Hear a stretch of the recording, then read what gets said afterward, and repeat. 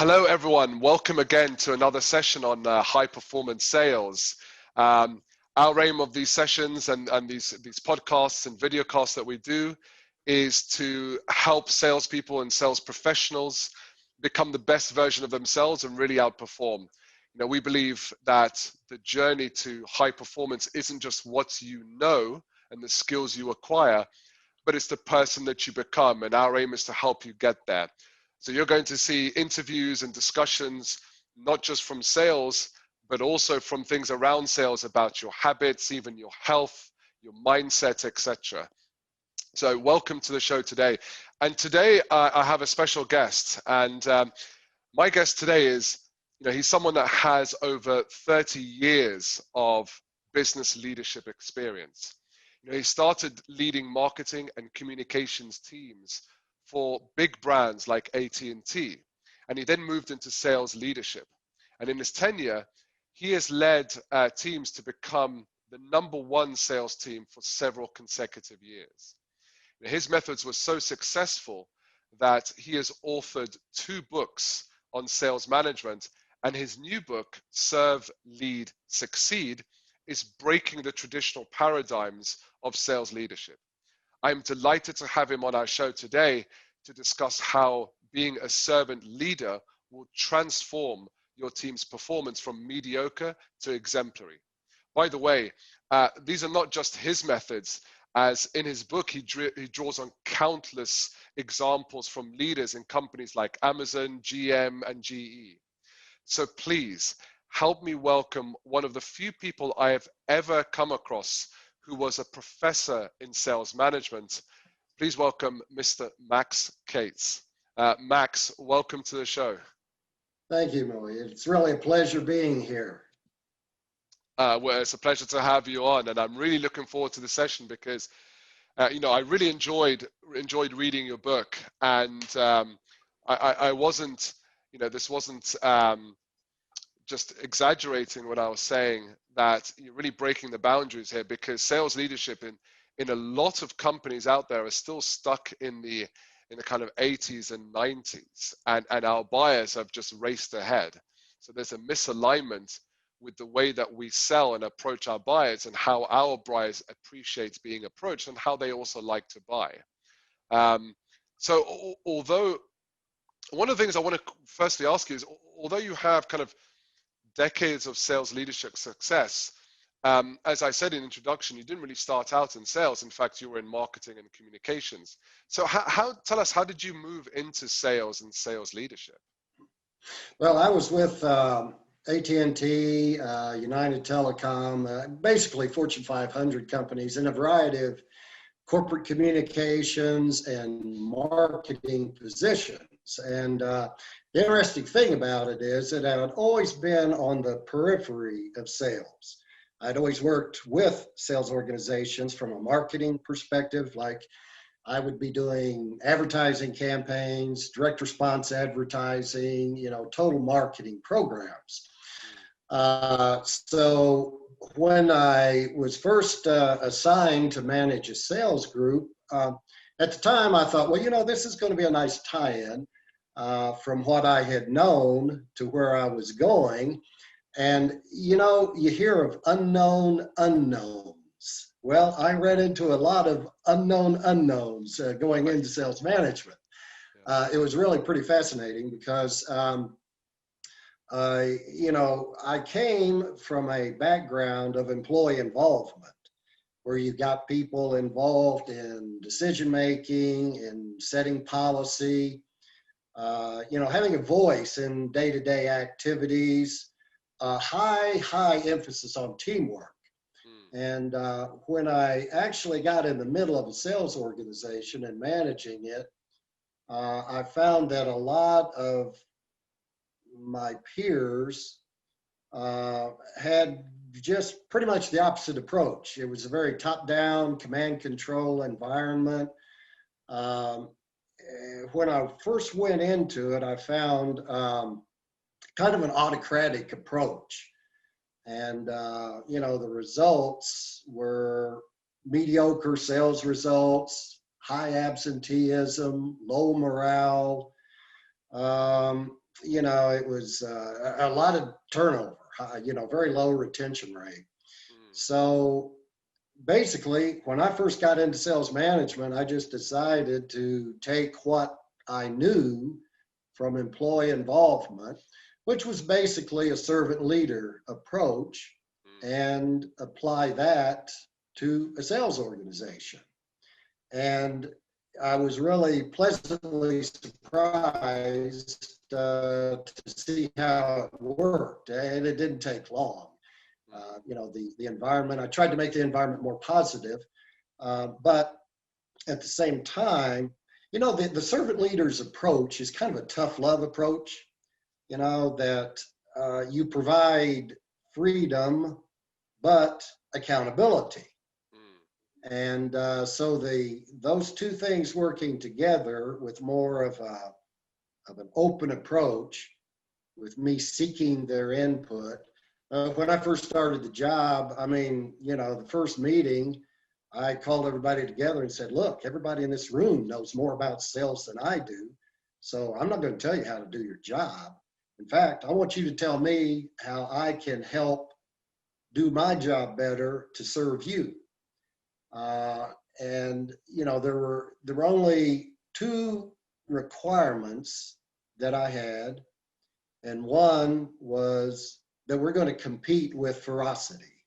We're going to be ferocious competitors. We're going to be number one in this corporation, and in a global corporation, we're going to be number one. Um, and number two, that you're going to have a lot of freedom, but at the same time, there's going to be a lot of accountability for you as well. mm. So, we worked it out where, we had some early successes. And, the thing I find is that there's a lot of people who kind of follow the same pattern into servant leadership. And, in most cases, within about a year's time, you can see results, you can see turnaround, fairly quickly, especially in an environment that's not used to, employee input, employee involvement, and that sort of thing. How quickly can people see results from the servant leadership approach? Because I'm assuming there are a lot of factors that are involved, but from your experience and research and speaking to other servant leaders, what kind of how quick can we expect results?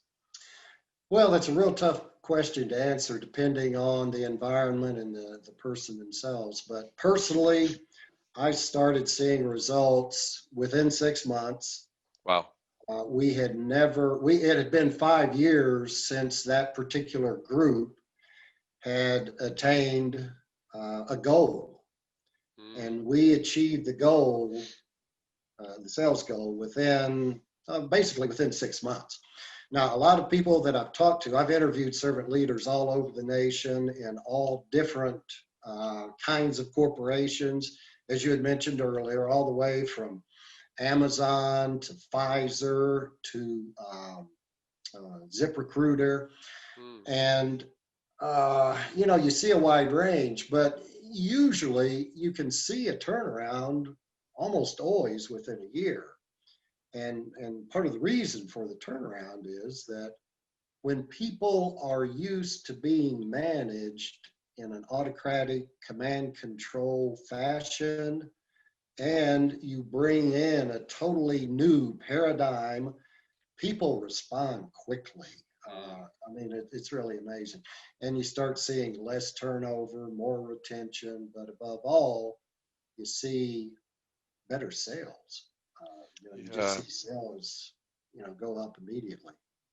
And it's interesting because when someone hears servant leader for the first time, there will be this knee-jerk misconception that it's a very soft approach. But actually, what you're describing and what you describe in the book is very different. Actually, it's working with a servant leader doesn't mean it's easy, because as you say, they are fully accountable. And we all know from research, and experience that people who are accountable and feel that accountability towards their role and their goals tend to do better if they step up to the task. Um, So it's interesting to hear you say that actually it's not a soft approach, that we may give you freedom, but you own that freedom and you own that accountability. That's absolutely right. And part of the whole idea is job ownership. Right. It's here, it's look, I want you to own your job. I want you to go out and use your skill set to the best of your ability to get the best results you can. But above all, I want you to own that job. You're accountable for it. But on the other hand, I'm going to be there for you. We're going to compete together. And I love this phrase, we're going to compete with ferocity. Right. But I'm going to be there for you. I'm going to give you the resources. I'm going to give you the training.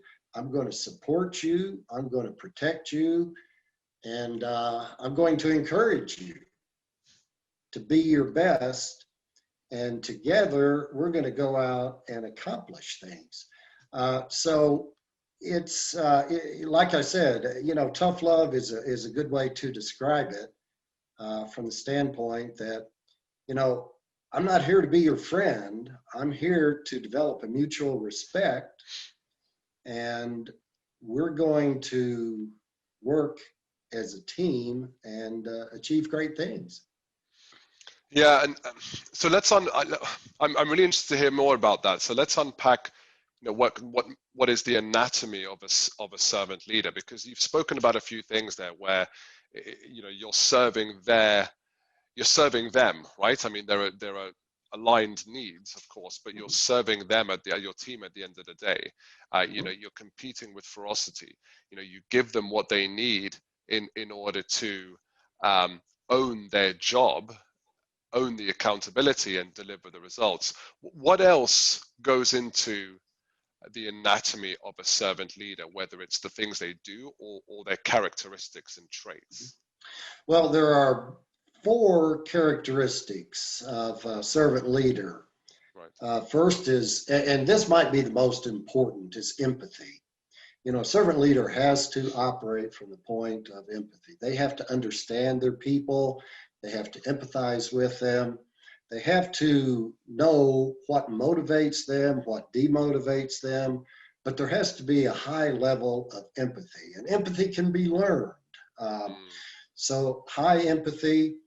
The second most important factor is teamwork, and that's teamwork between management and the sales group, and it's teamwork among the salespeople. Yeah. It's getting the salespeople to work together as a team, and that is probably one of the biggest challenges that a servant leader has, because in many organizations, salespeople are lone wolves. They're operating on their own. Sometimes they're operating against each other. They're hiding their secrets of success. They're not encouraging each other. And, servant leader teamwork is just the opposite of that. You get people to open up to each other, to trust each other, and to share secrets, to support, encourage, to help each other succeed. That's the key phrase there in teamwork. And the idea being here that a rising tide raises all ships. So when you get that teamwork going, people work together, it removes a tremendous amount of toxicity from your sales environment. So you have less toxicity, you have more people working together, you have less stress. You really have a sharing of best practices that people, provide each other with best practices. They receive criticism openly and they give it openly. So that whole teamwork concept is instrumental, and it's really, really challenging. And the two other, the third is integrity, because, if a sales manager has honesty and openness, that's the very basis of trust. And trust is the most important cohesive factor Agreed. in sales management. And fourth is, now this is also somewhat of a challenge, it's humility. Because, you know, in sales is a lot of times a kind of a look at me, you know, activity. You know, it's kind of like watching guys in the, you know, when they score a touchdown in the end zone, they do all these look at me thing, you know, these tactics. But, you know, humility is basically this. The servant leader and or the sales manager is humble enough to stand in the shadows, give the credit to the salespeople. He's got an ego that's big enough to serve, but also bold enough to achieve. So this whole humility thing is really a kind of a misunderstood concept, because it takes a huge ego to be humble. And it takes a big person to be able to say, hey, I made a mistake. You know, humility, a lot of humility is just authenticity. And that is a person is able to say, hey, you know, I'm weak in this particular area, but I know you're strong in it. So let's work together here and make it work, you know. So humility is just having that ability to give credit to other people and to be selfless, where you're driving results without driving your personal ambitions. So those are the four. So empathy, teamwork, integrity, humility. Yes. So what results, because I'm sure a lot of people watching this, particularly those sales leaders that come from the old paradigm, the old way of doing sales and sales leadership, they're probably thinking, well, you know, you say that this is the better way forward. What are the numbers behind that? Do we have, are there any results that show servant leadership success versus the old way? Very good question. And that is one of the first questions I asked myself when I started this book, because I had experienced it personally. I mean, I had seen. As did I. Yeah. Yeah. And, you know, you see results skyrocket, and then, you know, you kind of look around and say, well, I don't see a whole lot of other servant leaders around me, but are there others? And are they getting equal amounts of success? So I did two things. First, I did a fairly comprehensive study of all kinds of research that had been done on quantifying sales success from servant leaders and corporate success from servant leaders. And the first thing I found was that there are two areas of success quantification. One is retention, and then the other is sales success. But I found that, for example, in a variety of different studies, that retention rates in servant-led organizations were about 50% higher than non-servant-led organizations. And is that retention of good performing and high performing staff, or is that retention overall? Well, that's pretty much, I haven't seen it segmented in Right. you know, between low, medium, and high achievers. But this is the idea with retention, is that churn and turnover is tremendously expensive and time consuming for any sales organization.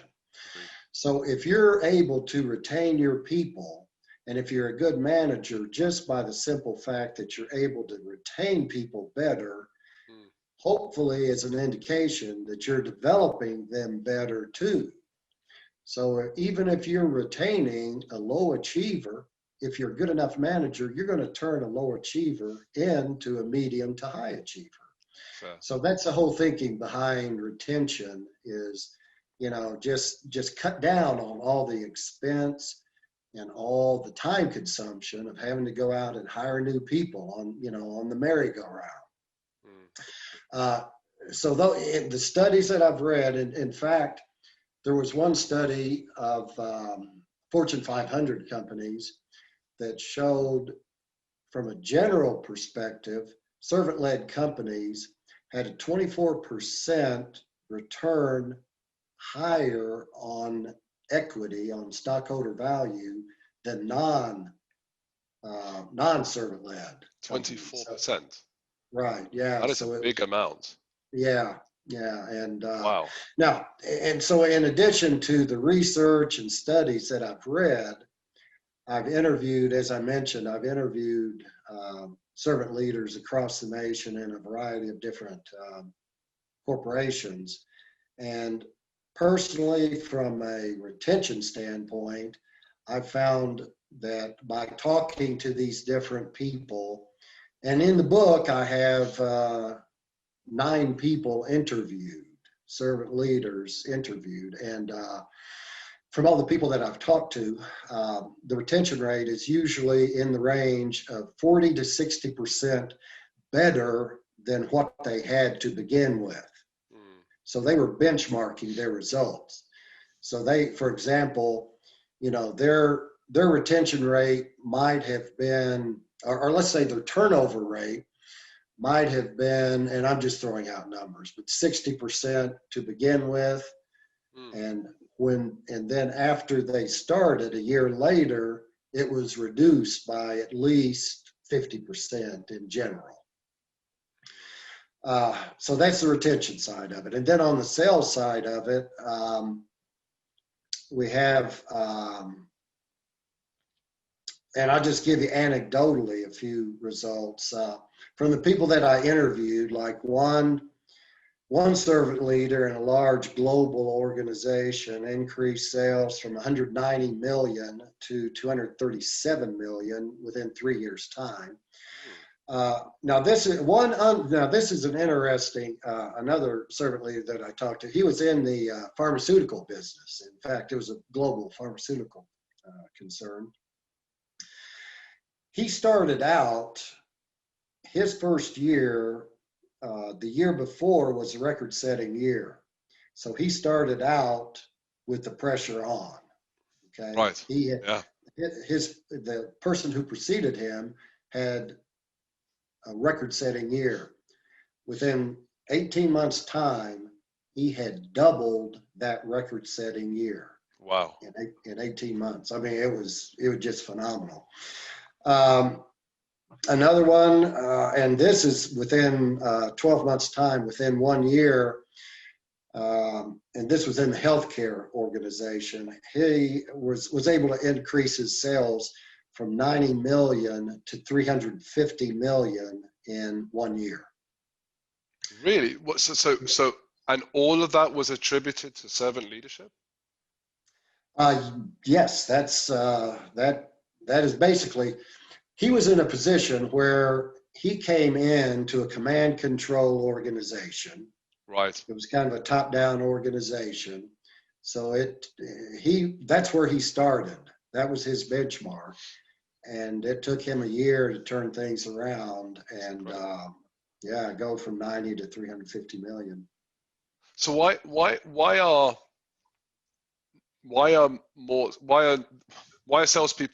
not more salespeople actually doing this then? So why are they not making this transition to servant leadership? Is it that they don't know about the fact that servant leadership will actually deliver better results? Or is it that they are afraid of making the change because they're skeptical or because it's new? Why do you think there aren't as many leaders transitioning or making that change to servant leadership? That's a very good question, and I'm not sure I can answer that, but I think there's a host of different reasons, and one is that, the majority of sales managers in the United States, for example, come through the sales ranks. So you come from being a salesperson to being a sales manager. Right. And, you know, it's interesting. I was reading a study that said only about 25% of new sales managers have any training at all. They just go from being a salesperson to a sales manager. So we tend to do the things that we're used to, you know, and in some ways we're all creatures of habit, you know. Yeah. If I was managed a certain way for 20 years, that's all I know. You know, that's all I know. So, you know, when you get into being a sales manager, you manage the way that you were managed.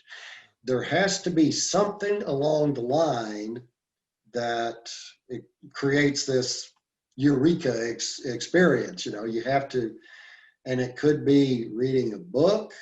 It could be, it could just be a bottoming out process where, you know, you go into sales management and all of a sudden you were a great salesperson. You were a superstar salesperson. You go into sales management and you're a failure. And that happens a lot. So it could be a bottoming out process that gets people to rethinking their approach. But I think to answer your question, you know, I think it's basically that we tend to manage the way that we were managed. Okay. There's yeah, it's interesting because my observation has been it's both an awareness and a habitual thing, right? So number one, a lot of sales leaders are just not aware of Right. the servant leadership model. And number two, as you say, it's habit, right? They haven't had training, right? And I'm aware of that statistic, by the way. You know, it's crazy that only a quarter of sales leaders, especially first-time sales leaders, are given any training. Because you hopefully nowadays wouldn't throw a salesperson into a sales role without giving them some form of training. So Right. why sales leaders would be expected to excel in leadership, which is completely different to the sales individual contributor role, is crazy. So I personally believe, not believe, I've observed that it's a mixture of those two things. But it's interesting that you've observed something similar.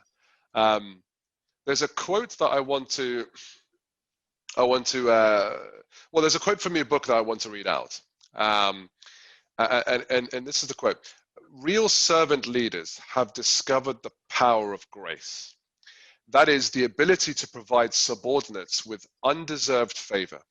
It means trusting when they don't deserve to be trusted, giving loyalty despite being betrayed, showing kindness in the face of malice. The smart ones have learned that retaliation in the workplace never works for a leader, considering its polarizing effect. Servant leaders value their people for who they are and what they do, wanting passionately to see them succeed. At the same time, the servant leader pushes them towards success, but allows them to make mistakes, to fail in their quest for achievement. After all, who can perform under a boss who demands perfection? So Max, what you describe, you know, flies in the face of that conventional sales management. And you know, what was interesting about what you described was there was almost an incredible amount of patience and trust required, not just from the seller, but what the sales leader is giving to that seller, even as you say, in the face of retaliation, sorry, not retaliation, being betrayed, or sometimes when they don't deserve to be trusted. Can you share how you have seen these servant leaders move from, say, the conventional approach to the servant approach? You know, how did they move, and what are the kind of typical experiences that anyone watching this should expect if they're trying to make that move as well? Mm-hmm. Yeah, you know, I want to share a quote with you that I read the other day that I really like, and it said, if you're too great to do small things, you're too small to do great things. And that kind of captures this whole experience of humility, you know, and it is basically being able to go into a sales group and be humble, authentic, be real with your people, to have high expectations of them, that you expect them to do their best, that you expect them to work together as a team. So this whole element of high expectations is really important in servant leadership, because, as I found, well, I tell you, sales groups will amaze you at how resilient, how resourceful they are if you just basically give them the power to do it. If you empower them, you've really got a tremendous head start. A lot of it boils down to what I call the law of reciprocity. And I found this in my own personal experience, and many servant leaders that I talked to found a similar thing, that you do it kind of incrementally, but the more that you show trust, encouragement, support, the more of those kindness, the more you show that to your people, the more they're going to reciprocate. If you want to be respected, well, the first thing you've got to do is show respect. And there's a thing called negative reciprocity as well, and that's just the opposite. The more anger, contempt, neglect that you show your people, the more you're going to get it back in return. So, that's one of the, just kind of a starting point, to just building it incrementally. And there's another concept here that I call reverse accountability. And I'll go back in time. When I first started as a manager, I was managing the way that I was managed. And the way I was managed was I was accountable to my boss, and he told me what to do and I did it.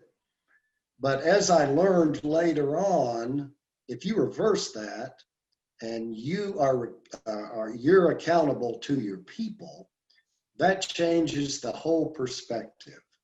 When you feel accountability to your people and you're able to meet their needs, provide support and encouragement, etc., that things really turn around pretty quickly.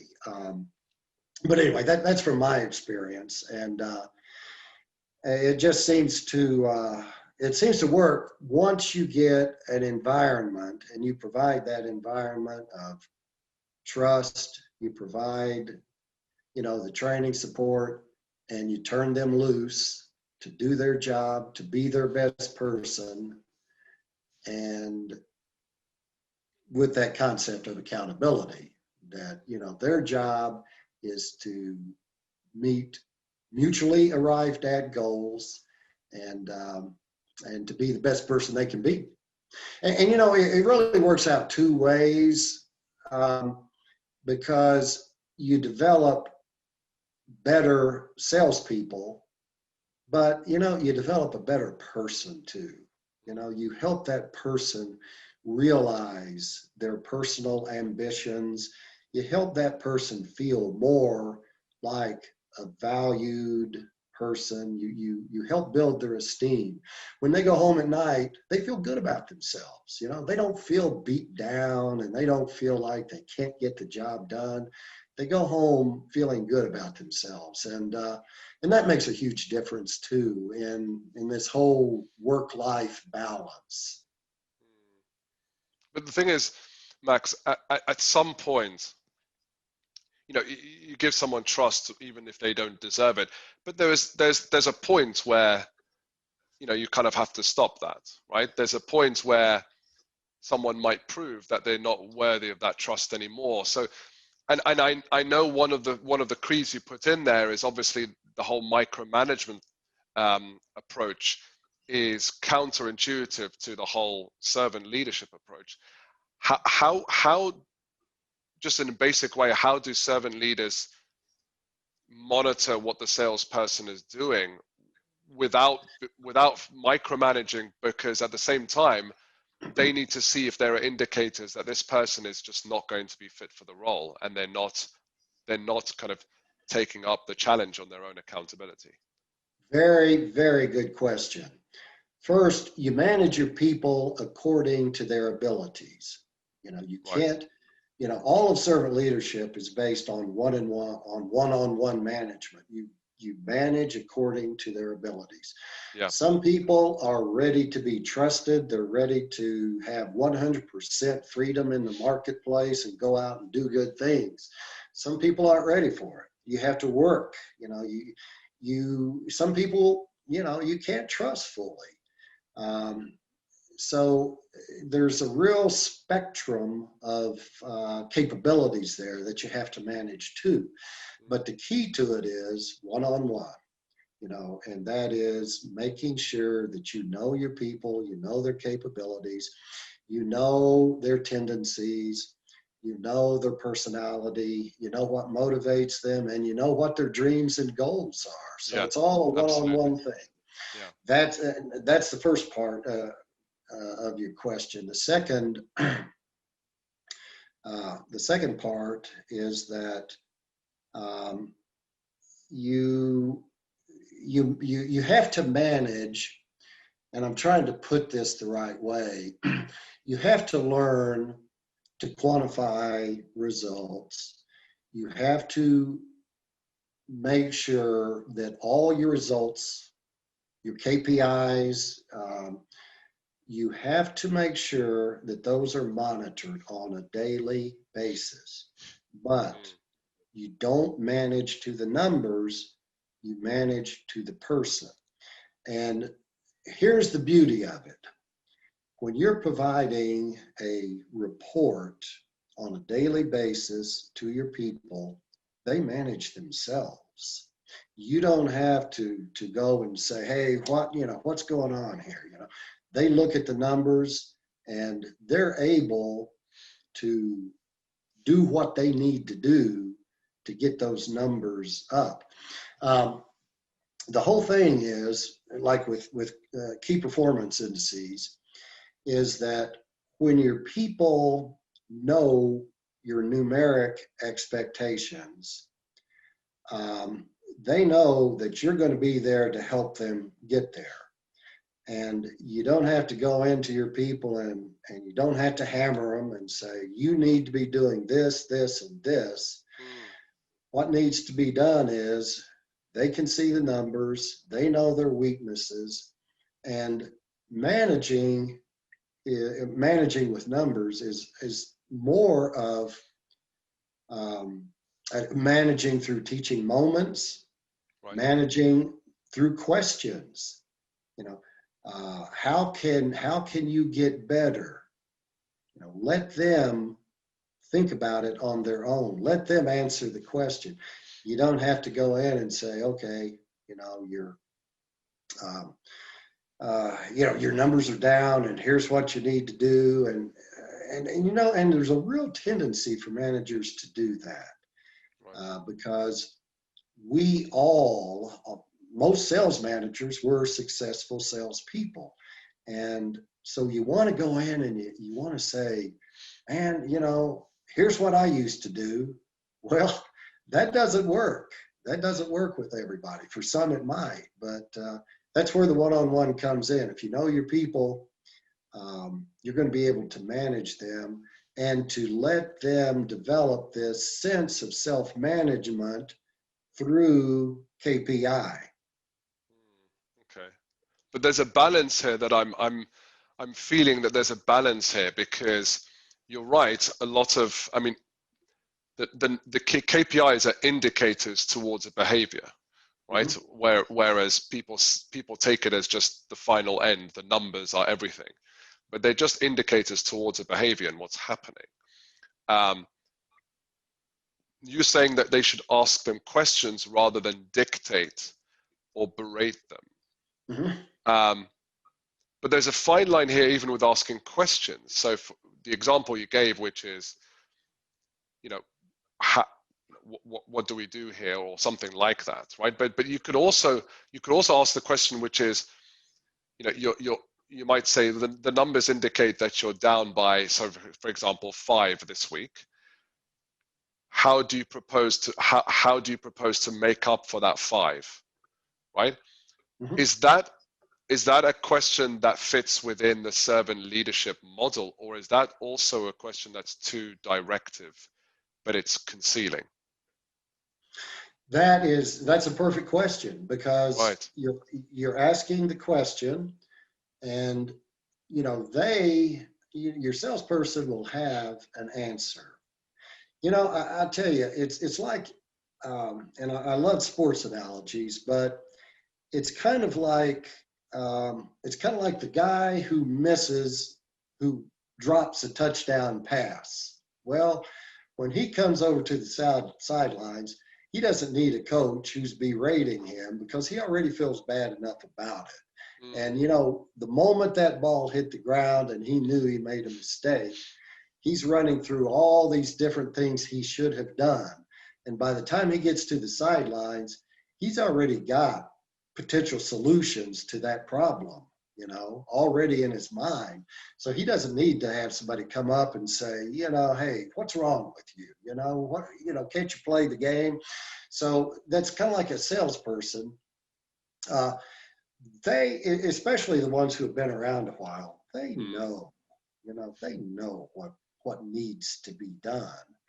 And, it's really a matter of providing the right kind of training. And in fact, one thing that I say in the book is that, for example, with training, every training program should be individually directed. A salesperson should have a training budget, and they know where they're weak, and they need to go out and find those training sessions that apply to their weaknesses, for example. So, yeah. Another good thing that really fits nicely into this servant leader model is mentor programs, mentorship, where you have excellent salespeople who are mentoring maybe lower achievers. And, it's kind of an assimilation process. It might not even have to do with a whole lot of coaching, but it has to do with supporting, encouraging, maybe doing some analysis, because a good manager can analyze his people. He knows the weaknesses. And when you have a good performance measurement system, that, numbers don't lie. They tell you, are your closes per week down? Are you not getting, is your revenue per sales not where it should be? So it's really a matter of that manager looking at the numbers and being able to translate that in a way that the salesperson learns. And most salespeople are very good at teaching themselves when you provide a framework for them. A lot of what you're describing is coaching now, and coaching is a completely different skill and approach to management. Right. And I know this because of my time when I was fortunate enough to work for a company called CEB, which has now been acquired by Gartner.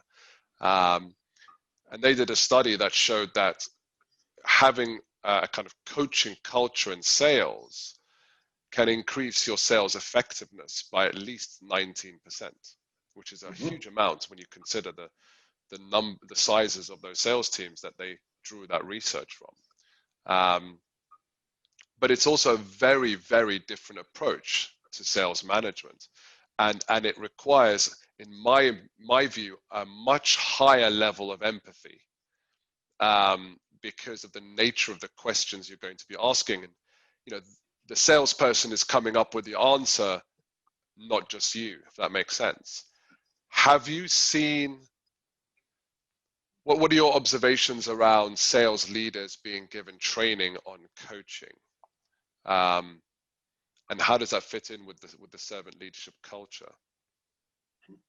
Well, first of all, I'm seeing more and more training sessions on coaching and taking a servant leader approach, especially things like emotional intelligence, some of the soft skills. I'm seeing more and more of that, which I think is fantastic. Coaching is one part of servant leadership. It's an important part. Yeah. And, you know, it's really instrumental in the whole process because, you know, the approach that you take to coaching is going to really decide if you're going to be successful or not. Servant leadership takes it a couple of steps further, and that is having well-trained, well-coached employees who own their jobs, who are an important part and feel they're an important part of the organization, who have this large element of buy-in. You know, they feel like they're an instrumental part of that sales organization. They're providing feedback. They're helping their team members succeed.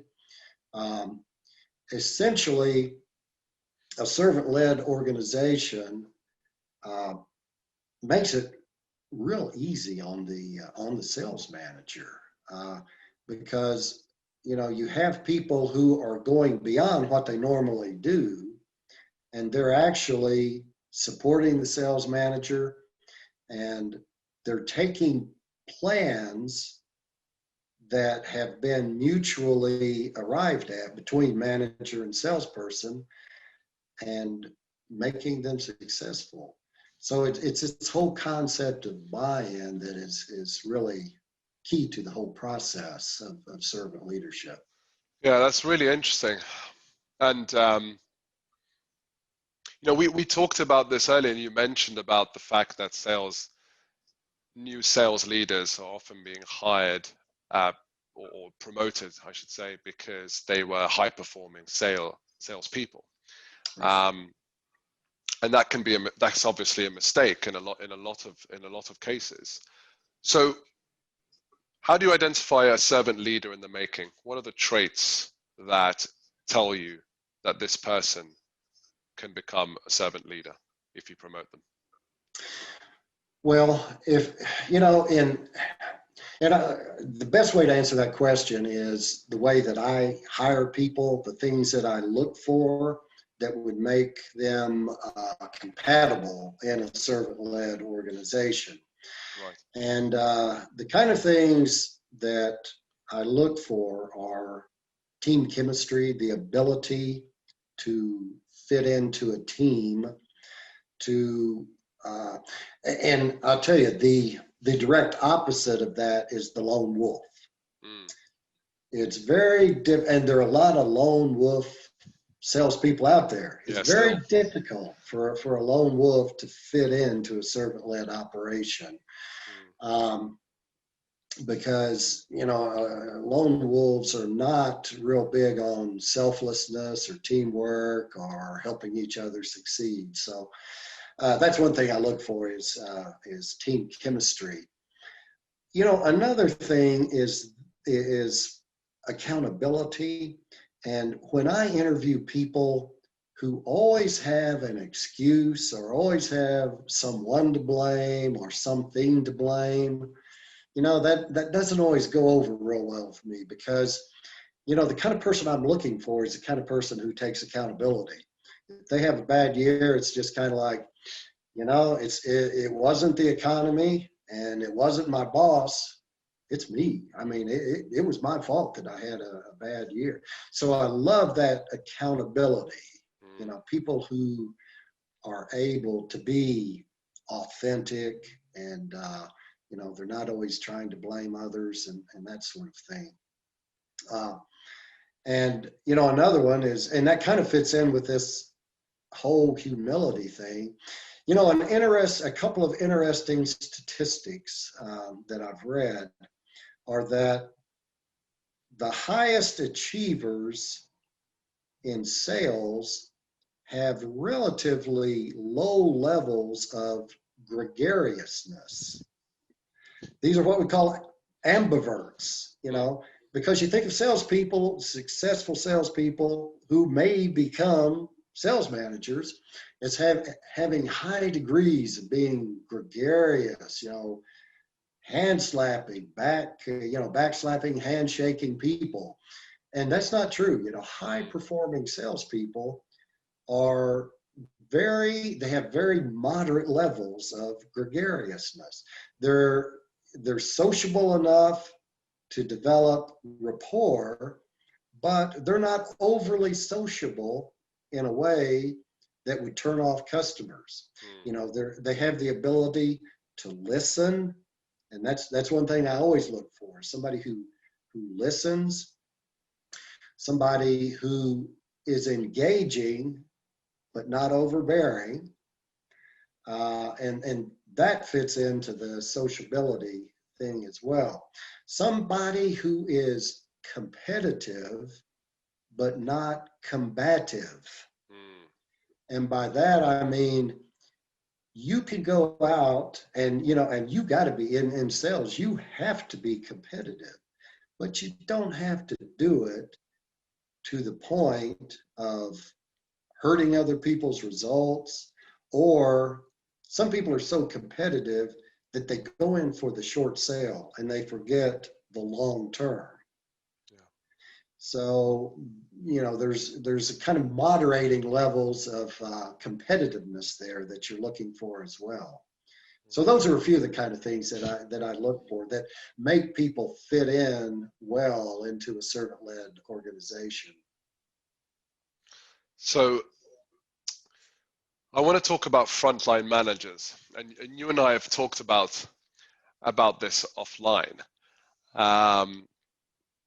because frontline manager in sales is an incredibly tough position to be in, because you're receiving what I call kind of 360 degree of pressure, right? You have pressure from your boss, you know, you've got pressure from your sellers, right? And maybe not pressure from them necessarily, but certainly pressure that you place on yourself in order to help them get the results. You also have pressure from your stakeholders, you know, it might be your technical or product colleagues, etc. So I've spoken to a lot of frontline sales leaders or sales managers who often ask me questions like, you know, where should I focus my time, right, to get the best results for the team? Is it coaching? Is it pipeline reviews? Is it deal support? Is it motivating them? Or even is it just me stepping in and selling myself?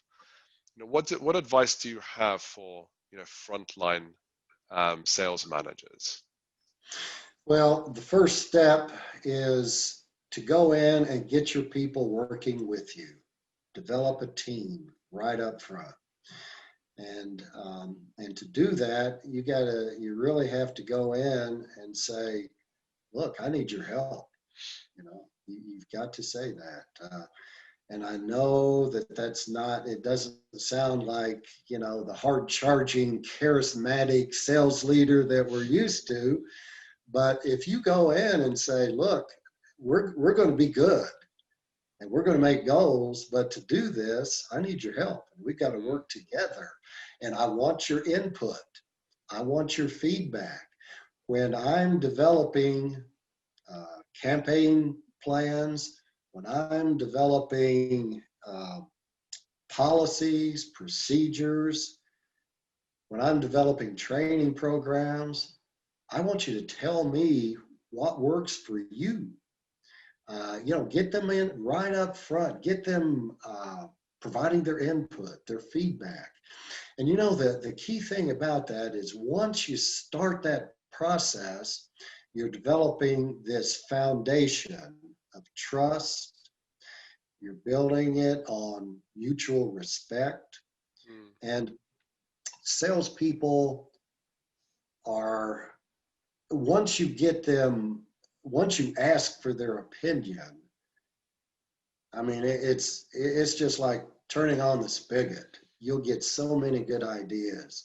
There's a multiplier effect. And when a sales manager sits down, let's say to do a compensation plan, well, he can do the commission plan by himself in a vacuum, and who knows how it's going to be received, and who knows how it's going to be bought into.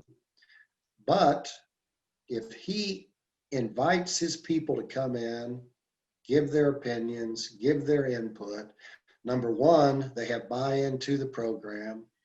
Number two, there's this multiplier effect, and that is that, two heads are better than one. It'll be a better plan, and you can almost be guaranteed that you've got buy-in. But that whole concept, that applies to everything, all the way from training to sales campaign development, and it's more of an attitude. It's just going in and saying, hey, I don't have all the answers. I mean, I have some of them, but I need your help in developing a plan here and developing an environment that's going to help us all succeed. That's interesting. So there is one more question actually that I would like to ask, and it's an important one, because I've often said that leaders, even if sales leader, whatever leader you are in the business, whichever function, you're kind of the product of your ecosystem, and in business, that ecosystem is really the company culture. So it seems to me, Max, that it would be incredibly hard for a servant leader, right? So someone who is a servant leader who wants to approach their team in the way that you advise in your book, it would seem like it would be incredibly hard for that person to thrive and to lead in that servant leadership way within a company culture that is incongruent with that. So what advice do you have for those servant leaders to help create a servant leadership culture within the wider business ecosystem? That's an excellent question. And, I've addressed that a number of times in interviews with different servant leaders that I've talked to. And this seems to be the consensus. And I can't tell you how many times I've run into that, and others have run into that same situation, where you're kind of thrust into an environment, a culture that doesn't quite match with servant leadership. But first of all, the key thing is, first, look at the corporate mission statement, the corporate goals, the corporate vision, and that is the foundation for starting your servant leader program. Everything you do has to support that corporate vision, your corporate mission, whatever you want to call it. And once that the servant leader is in tune with the corporate vision and in tune with the CEO and their vision, and has a totally open communication, a total line of communication that taps into the corporate vision, into corporate management, it works, because then you develop your sales culture the way you want to develop it, as long as it ties in. And at times that's relatively difficult, but personally, I've done it, and I can tell you it's not really that hard for this reason. And sometimes you even have to kind of cajole your boss to say, hey, well, just give it a try. And within 6 months, I would almost guarantee you that your boss will be saying, yeah, do it, because your results speak for themselves. Now, if you're not generating results, well, that's another story. But in all the interviews I've had and with my personal experience, the results come about relatively quickly. And, you know, you really kind of transform skeptics, because I'll guarantee you that there's a lot of people, especially in big corporations, and I've seen this, you will, in many cases, become the object of hate, contempt, and ridicule. You know? Right. Because, and I say that kind of half jokingly, but you know, your peers will kind of look at you and say, "Oh yeah, this nice guy approach isn't going to work." Well, they don't understand that it's not really a nice guy approach. I mean, it's being nice and it's showing kindness, but it's a tough love approach. So, but a lot of people say, yeah, you know, being a nice guys finish last, you know. Right. So you're going to run into a lot of that. Now, the other thing that you're going to run into is when your sales start to increase and things start looking a whole lot better than they've looked before, you're going to encounter a lot of envy, and people, you know, your peers are going to look at you, and they're not necessarily going to like what you're doing because you're raising the bar, and that means they've got to raise their bar accordingly. So you have to kind of deal with that.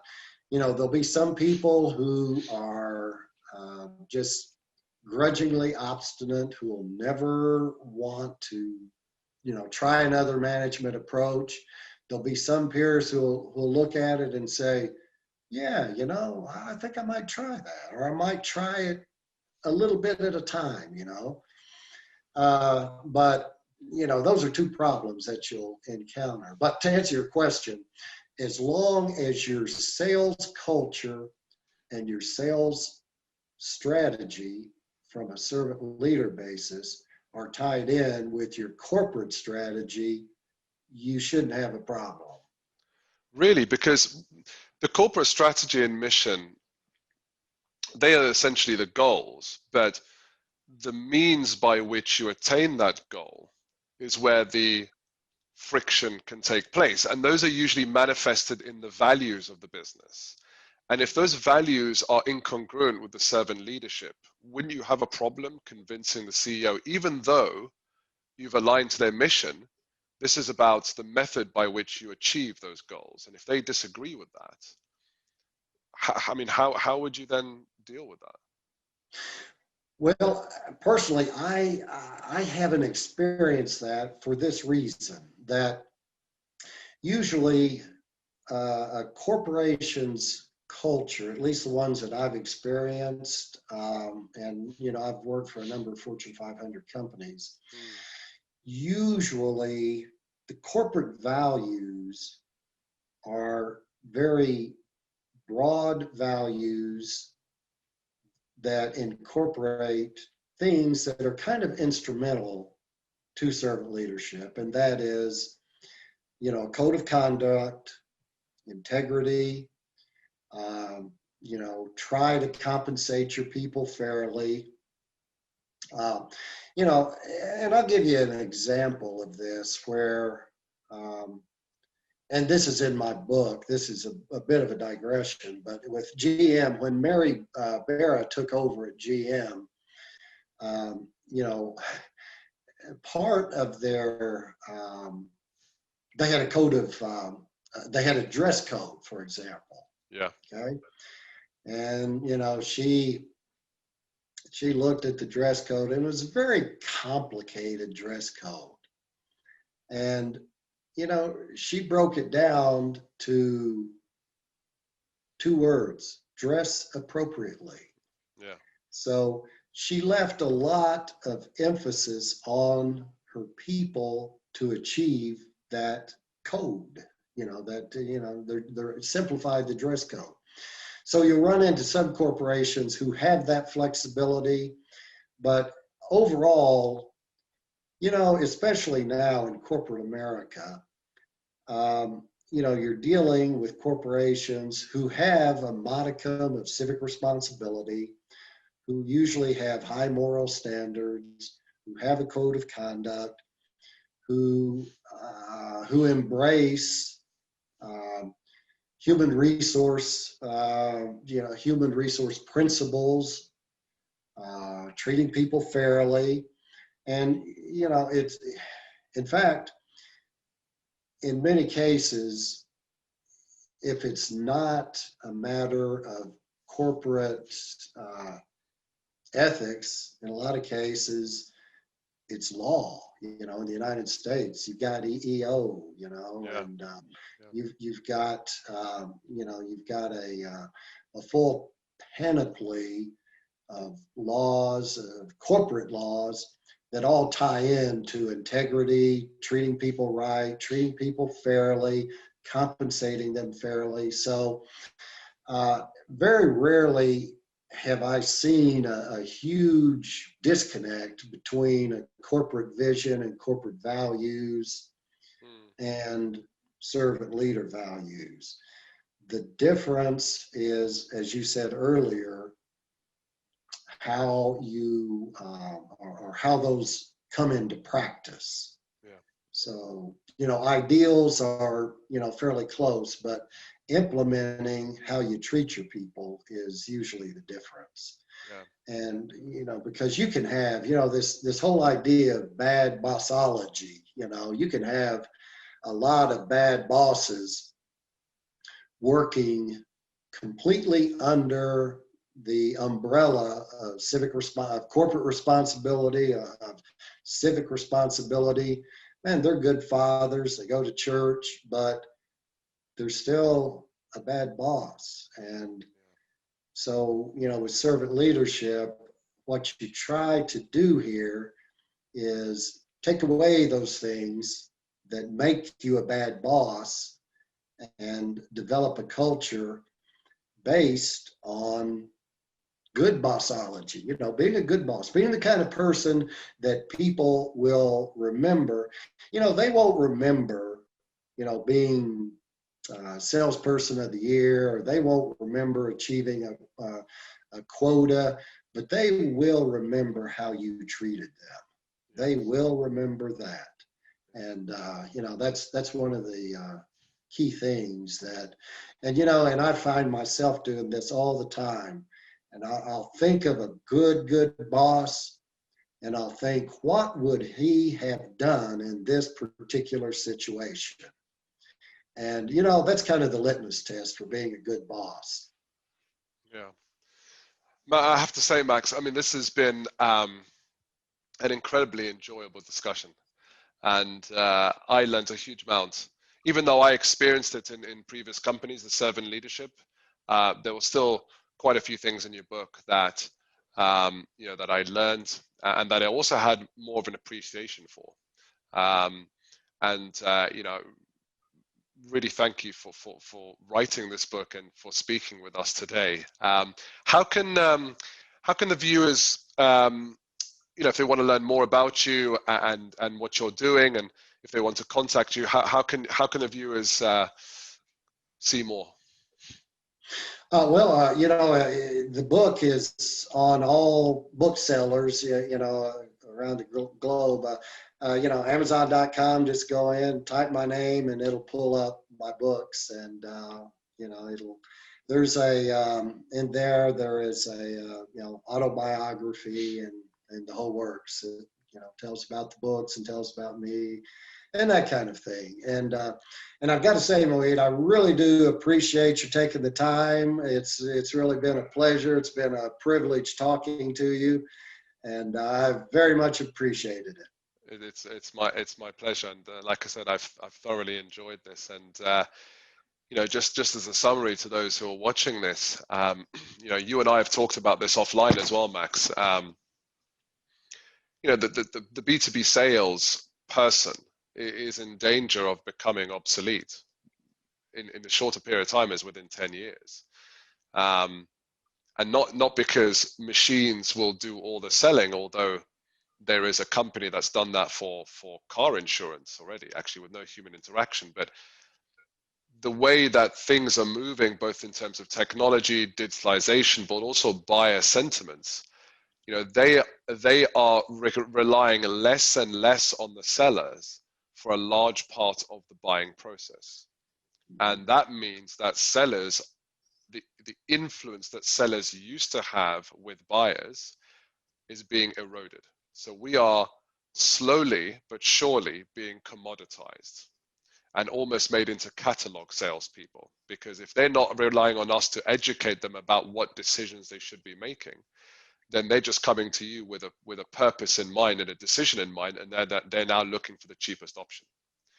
So unless we adapt as salespeople and become those business advisors that our buyers can trust, we're going to struggle to influence and sell in an effective way. And I think the best ways of making sure that salespeople can do that is to work with a servant leader. I think the old paradigm of sales leadership is just not going to survive in this new digitalized world, and in a world where buyers are basically more likely going to ask their peers on their advice and their experience of what vendors they use, and that information is so readily accessible. They're going to ask that from them more than a seller with who they believe has an agenda.